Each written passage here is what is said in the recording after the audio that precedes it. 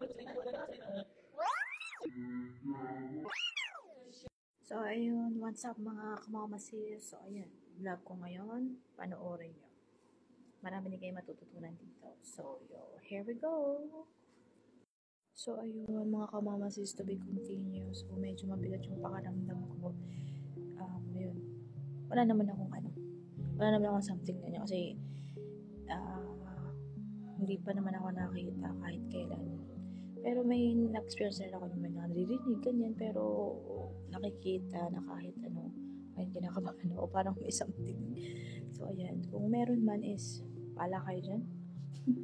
Yung isa siguro sa kanila is, ayun nga, palapit hangin lang. Siguro kaya siguro ganyan, may mga kagalit sila or may something nagsalita sa kanila ng masama, di ba? Nasabi ganyan, magkasakit kayo ganyan, kasi sama na ugali nyo, parang skandal ganun. Pero, dito kasi sa Saudi, meron din naman daw ganun. Pero, siguro kasi sobrang payat na nung amo kong lalaki. Kaya, nagkasakit. So, nag-decide na nga yung amo ko na magpapunta ng isang bisita na lalaki para mag-igra ng Quran. So, ayan, makikinig nyo naman dito, diba? Try ulit natin lumapit kung gano'n ulit yung pakaramdam ko. Kasi, sobrang bigat sa pakaramdam mga kamamasin talaga. Yung parang makakarinig ka ng Quran.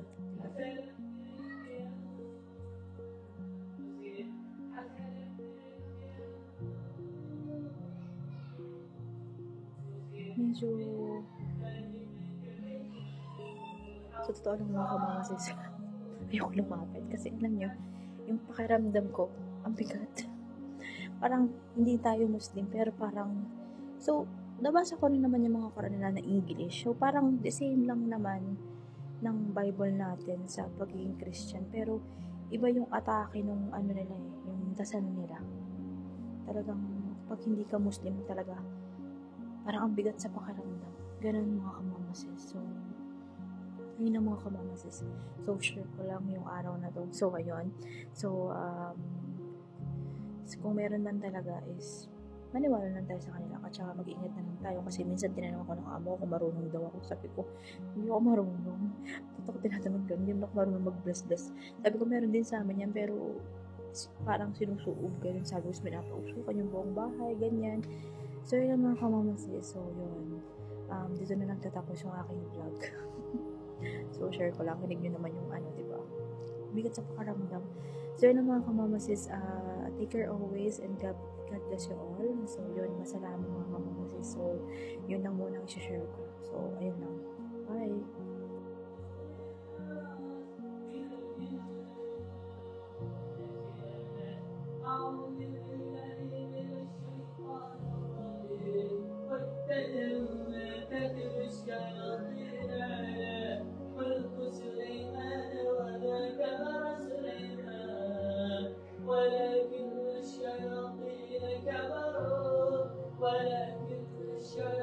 So, yun nga mga kamamasis.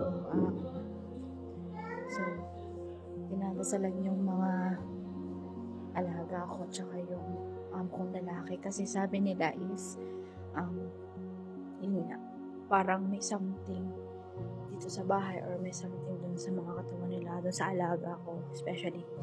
Lahat sila, nagpaano sila, yung parang inigiran sila ng Quran para hindi ko rin alam hindi rin ako naniniwala sa mga ganun dito. Pero, may naman nararamdaman ako. Pero never ako nakakita dito sa bahay. Pero yun nga, kinig yun naman, diba? So, parang bigla ako kinabahan.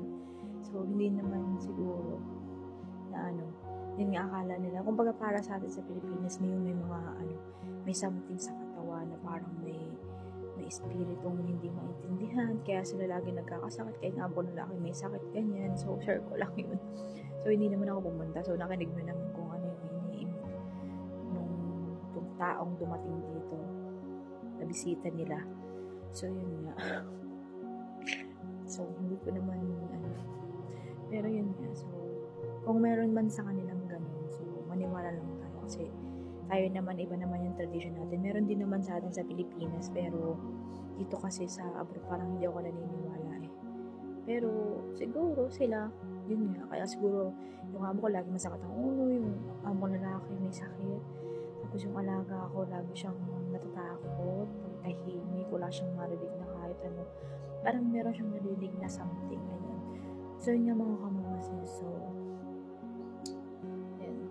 Try ko lang i-vlog. So, yun. Comment kayo sa comment section kung totoo ba talagang meron talaga dito sa, sa Saudi Arabia na something na ganyan. So, yun lang. Medyo, nung lumapit ako, narinig ko yung Quran, parang medyo bumigat yung parang, hindi naman, yun lang. So, share ko lang mga kamamasin. So, yun lang. So, comment kayo kung totoo talagang merong mga ganun din na sumasabi sa kanila. Parang meron din sa ating mga witchcraft na ganyan na ginagawan sila para sila kasakat ganyan. So, yung parang sa atin kumbaga sa kanila, kung wala man witchcraft sa kanila, kung palipad hangin ganyan, na inaano sila, iniigra